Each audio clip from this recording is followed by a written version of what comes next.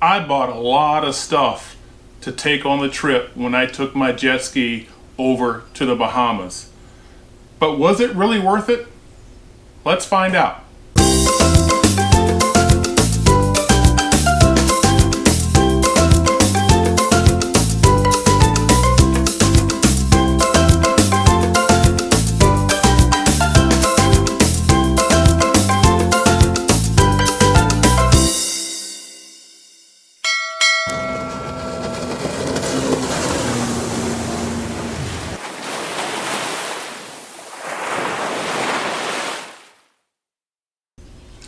Hey everybody, this is Captain Frank with the Ship's Log, and we're back to talk about some of the purchases that I made to do the Bimini trip last year on my jet ski. So if you've been watching my channel for a while, you realize that last year a bunch of us took our skis down to Florida, put them in the water, went across to the Bahamas, hung out for a week and came back. We had an absolute blast. So of course there was a lot of things that I purchased for the trip, because this was more than just an ordinary jet ski trip. And a lot of people have asked me since then, did that stuff make sense? Were those purchases worth it? Or were some of them a waste of money? So today we're going to talk about that. We're going to talk about some of the things that I did buy specifically for the trip, what I thought about them, whether or not it was worth it, whether or not it worked, or whether maybe I could have saved my money. So here on the table in front of me are a lot of the different things that I did purchase for that trip. Now, what you will not see here is the things that you should already have on your jet ski. Your lines, your fenders, life jacket, that kind of thing. Those you're supposed to have.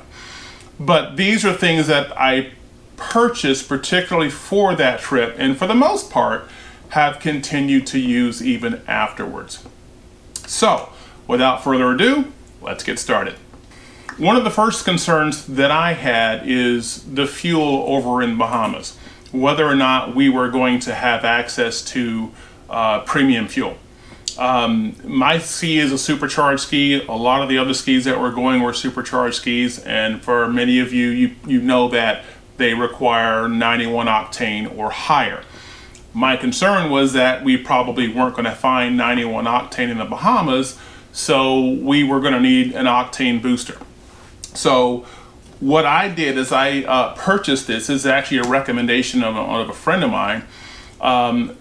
This is Boostane. It is actually an Octane Booster specifically. In this case, this is the Marine formula. There you go. They do have a Marine formula. This really is the best Octane Booster that you can get for pretty much anything. There's a lot of Octane boosters. You can go out to, Walmart or whatever, and you can buy something, dump it in your tank, and okay, they work, but without actually getting into the chemical structure of this stuff. Do your research. This really is the best thing to do, or this really is the best thing to use, because it is much better for your engine than some of those traditional Octane boosters that you might find pretty much anywhere. So this more than lasted the entire trip, and I've actually used it a few times since then for some other trips, and I'm still working on the same can here. Warning about this: be careful when you are putting it in your tank. Don't spill it. It will stain your finish.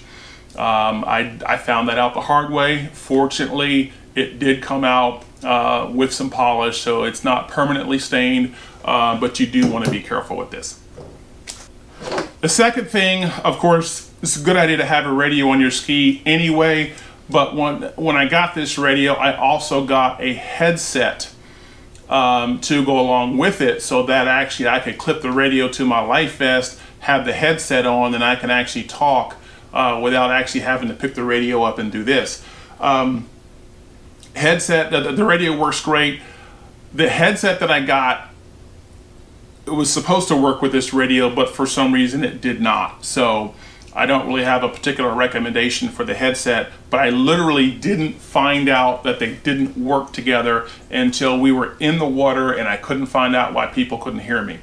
So I literally had to ditch the headset and just go with the radio. So Just a word of advice on that: if you do that, just make sure it all works together before you actually do the trip. This I might have mentioned to you once before. This is a lifesaver right here. This is an electric impact wrench. You know, there's a bunch of different ones out there. This one is actually made by Ryobi. But obviously when you're traveling down the road, hopefully you don't get a flat, but if you do, this makes changing it a lot easier than having to get the lug wrench out and do everything by hand. Also, you might have seen on previous videos of mine before, if I'm parking my vehicle in ski in a place, I'll take the wheel off. Makes it a lot harder for somebody to steal your jet ski. I'll put it up on a jack stand, take the wheel off, and it's kind of a deterrent. This right here makes it so easy. You can put that wheel on, take that wheel off in 5 minutes, and you're good to go. I use this for everything though. I just did a brake job on my truck a couple of weeks ago. Boom, this works. So once you get one of those, I think it's a good investment. This right here, the personal locator beacon. Well, I can't tell you if it works really well because I didn't have to use it, thank God. But again, a personal locator beacon is if you find yourself lost somewhere, whether it's on land or whether it's at sea, and you need help, you can activate this. It'll connect to a satellite and it'll identify to emergency personnel where your location is, where you are, and that you need help so that you can actually be rescued. Didn't have to use it. I hope I never have to use it. But having this on is a great peace of mind. I highly recommend it. This was it's really a cheap toolkit that I bought. I think I saw this in Walmart or something, and I was like, wow, nice compact, low-cost toolkit. Let me grab this to take for the trip. Yeah, it works. This is not a marine toolkit. If you actually look in here, you can tell because you'll see I've got some rust already on some of the items in this toolkit. So again, if you plan on using something long-term on your ski, your boat, whatever, I would highly recommend getting a marine toolkit. But this one was literally on clearance. It was cheap. I grabbed it. It was nice to have it. Goggles. You never know what kind of conditions you're going to run into when you're going across the ocean. So you want to be prepared. Obviously, if the weather is beautiful, the water is smooth, you can pop on a pair of good sunglasses and you'll be just fine. If it gets pretty nasty out there, you're going to want to have some goggles. These I got off of Amazon. They weren't very expensive at all. I'll make sure that I put a link to this in the description. I use these for jet skiing a lot, not just on the Bahamas trip. I actually used them when I was snowmobiling in Colorado a couple of weeks ago. So they're nice and sturdy, they hold up well, they look good, they do the job. Make sure you have a pair of good goggles, especially when they're as cheap as they are. The gloves, these are the gloves that I bought for the trip. Again, the whole idea behind these is it allows you to maintain your control and your grip on the handlebars without having to have the death grip. So your hands won't get as tired with these. Maybe adds a little bit of warmth, but it's got open fingers, so it's not really built for warmth. It's just built so that you can actually not tire your hands out so easily. They worked great. Still the same pair of gloves. I can't even say how many times I have worn them since I purchased them. A little dirty, but they still work great, so I would definitely recommend these. This, you probably already know what this is. This is actually a portable jump starter. I actually didn't buy this prior to the trip, but I saw somebody that had one and they actually needed to use it. Somebody's ski had an issue getting started. Somebody had one of these. It made jump starting that ski very easy, very quick. Where would we have been had that ski not started? Where would that person have been? It would have been a big situation. Easy to carry one of these with you, hook it up, start the ski, you get back home. So since then, I actually went out and bought this one so that every time I do a ski trip, I've got it with me. Whether it's me that might need to start my ski, somebody else might need to start your ski. It's definitely a good idea if you're going with a group to have a couple of folks in the group that actually have one of these aboard just in case you need it. Right here. Now this was interesting. If you remember, if you watched the video that I created where I talked about all of the things that I was getting prior to the trip, I said that I wanted to make sure that I had some cables so that I could easily lock my ski to the dock at night. Hey, you're in a different country. One of the things that I mentioned is a lot of insurance companies will not insure a jet ski once it leaves the US. So the last thing you would want is to go somewhere outside of the US with your jet ski, it gets stolen, and you're not covered by insurance. That's talk about a bad day. So I got this so that I can easily take my ski when we're tied to the dock at night. I can put this on it, lock it up. Again, doesn't make it impossible to steal, but it definitely makes it a lot harder. This, of course, worked really well. I believe I got this at Harbor Freight is where I got that. So the thing that I liked about it is the cable, of course. It was completely covered in plastic, so of course it's not going to rust. It had a nice, good, sturdy lock on it, so I really love that.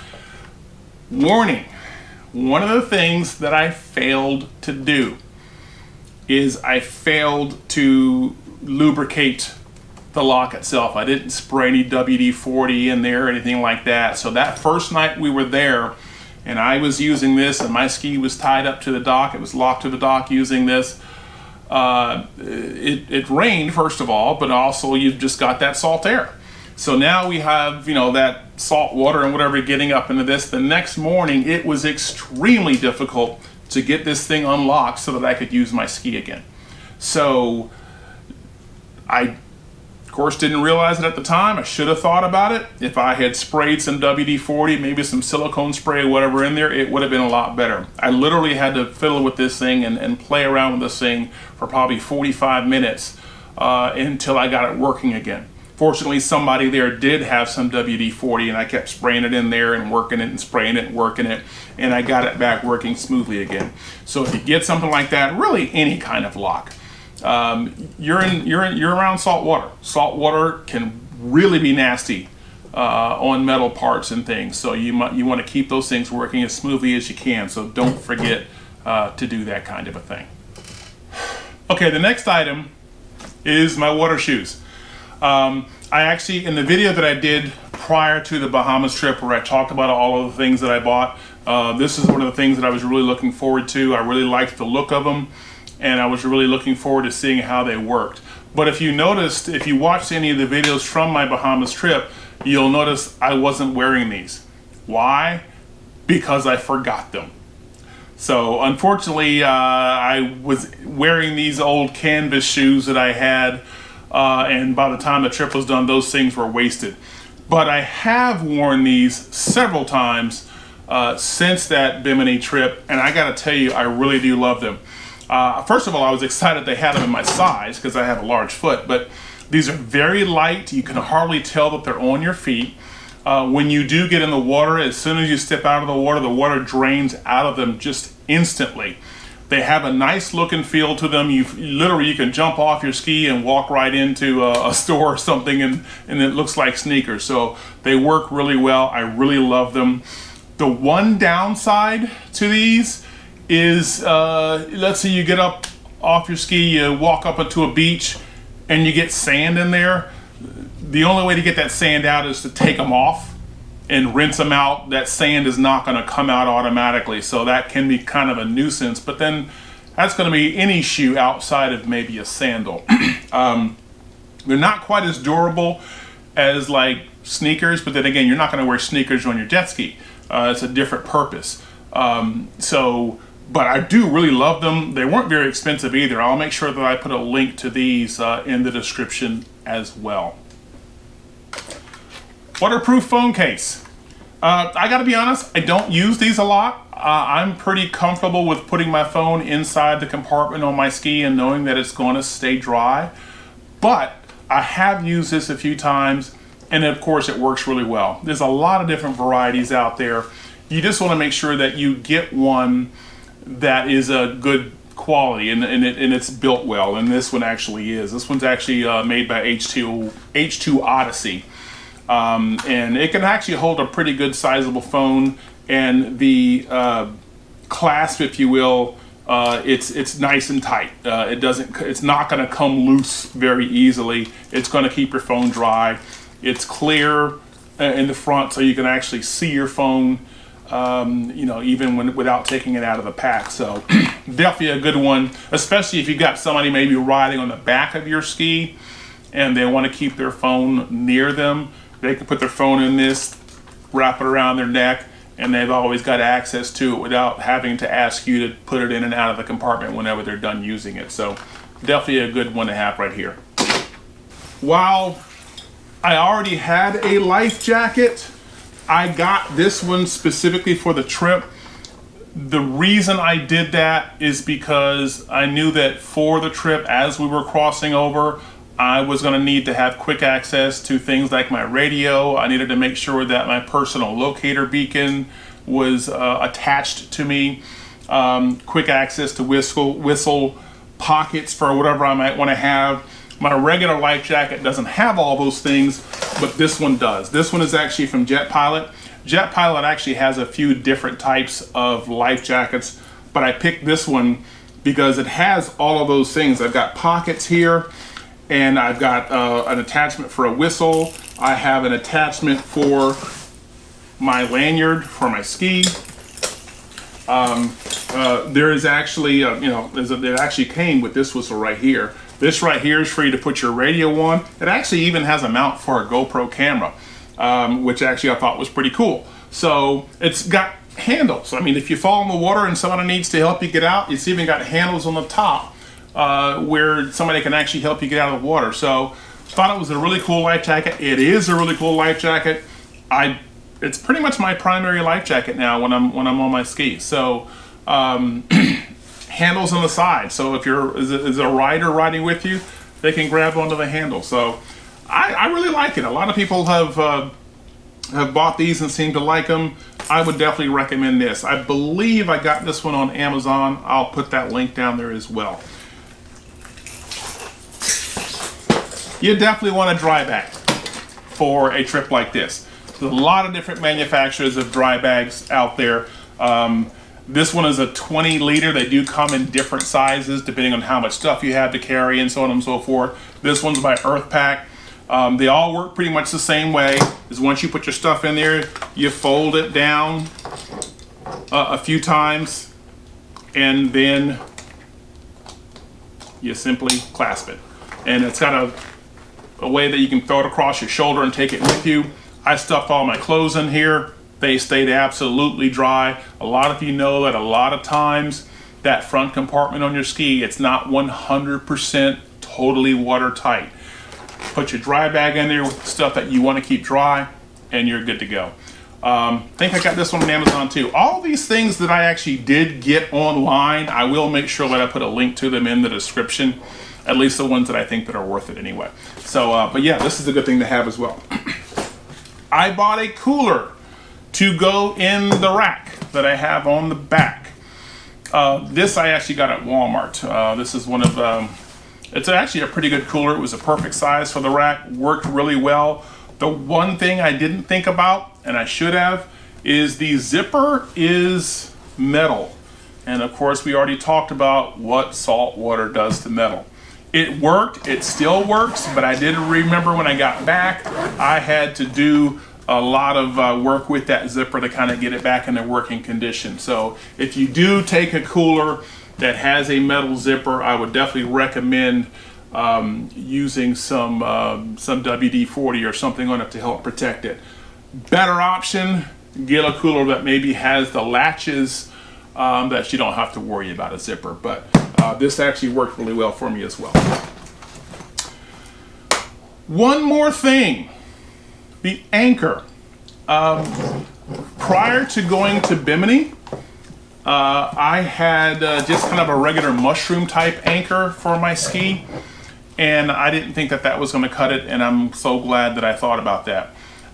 This particular anchor right here, this is a Cooper anchor, and this is very similar to a lot of boat anchors where it's designed to lay on the bottom and dig into the bottom. This thing worked like a dream. Now you need to understand, if you're in an area where there's sand or soft mud, this is what you want.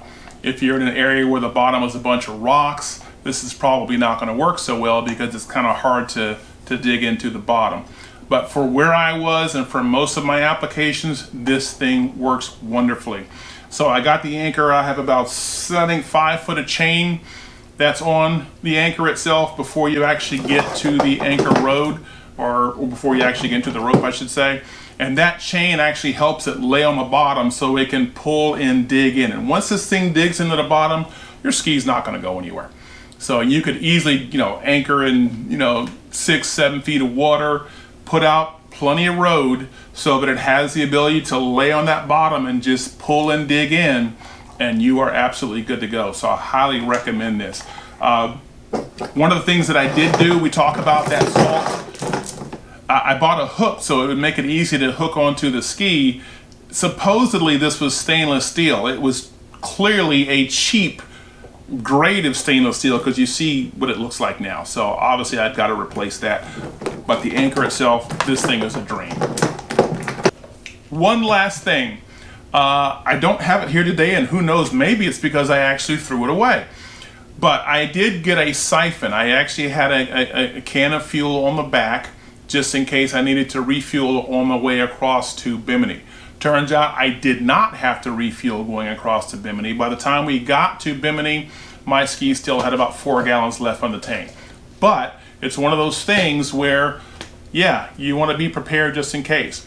So I actually had a fuel siphon that I purchased that could actually reach from that tank and go to the fuel tank for the ski so that I can siphon the fuel and refuel. It was kind of a pump action. It was useless. I didn't have to use it, but later on when I tested it, it wasn't that great. What I did see is one of the guys that we were traveling with, he had actually purchased an electric fuel pump online. It ran off of, I think, 2 D-cell batteries, and he could simply put that down into the fuel can, and it had about a 10-foot hose on it, and he just ran that up to his the fill on his ski, and boom, it worked perfectly. So I will put a link to that on the description down below as well, because that's definitely what I'm going to be getting the next time I do a trip like that. The one thing about that is I could tell by looking at it, it's not designed for marine use. So you definitely want to protect it from that salt air, that salt water, because I have a feeling if you don't, it actually may corrode pretty easily. But as far as how it worked really well. So I think that's pretty much about it. What do you think? Is there something that you don't have on this list that you probably feel you need to get now? Do you have an option that you think works better than what I have here? Do you think this video is helpful? Are you getting ready to do a trip like taking your jet ski over to Bimini? If so, I would definitely love to hear about it. But anyway, I hope this has really helped out, and I hope that it's kind of cleared up some people's questions about maybe what things work and what things don't. And until next time, happy riding.